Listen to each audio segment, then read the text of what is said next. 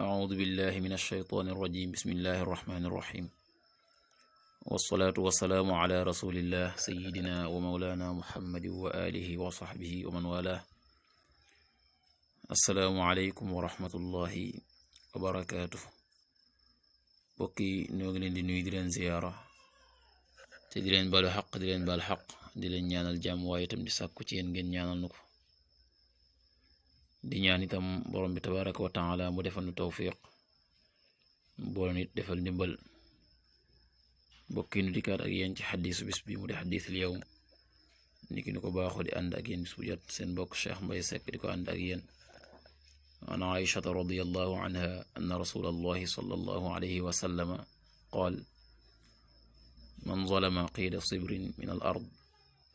طوقه من 7 أراضين متفق عليه سيدتنا عائشة يالنا يال dolli ngërëm may wax na Yonent bi sallallahu alayhi wa sallam neena man zalama qida sibrin ku tooñ lu tol ne sebre min al ard ci suuf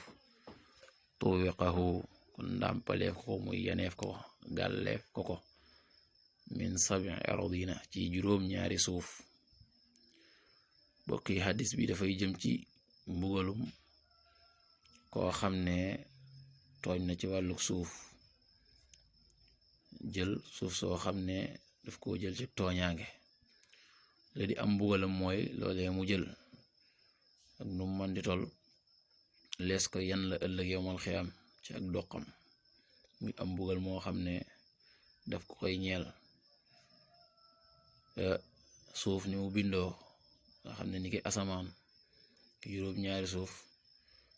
lépp loo xam ne tooñ na ko ci suuf rek jël ko ci suuf ci tooñaange rek lu toll na ne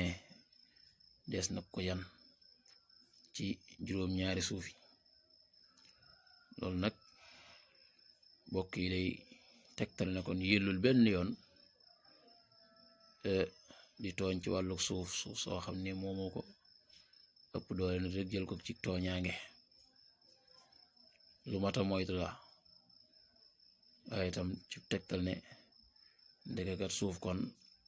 képp koo xam ne yaa nga cay jël loo moomul jël ko ci tooñaange na nga xaar mbugal mi ëllëg muy la nga jël luñ lay gàll la sa doq yan la ko nga jëm ak moom yowmal xiyaam kon nag loolee lu mata moytu la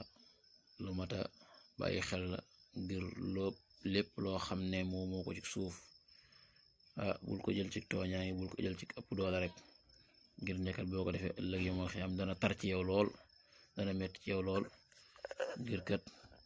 la ngay jël mu bari lool ñu yan la ko wax dëgg luy metti lay doon mbugal mu tar lay doon yàlla na yàlla defal tawfiq defal ndimbal in uridu al islah ma stata'tu ma tawfiqi illa billah wassalaamu alaykum wa rahmatullahi wa barakatuh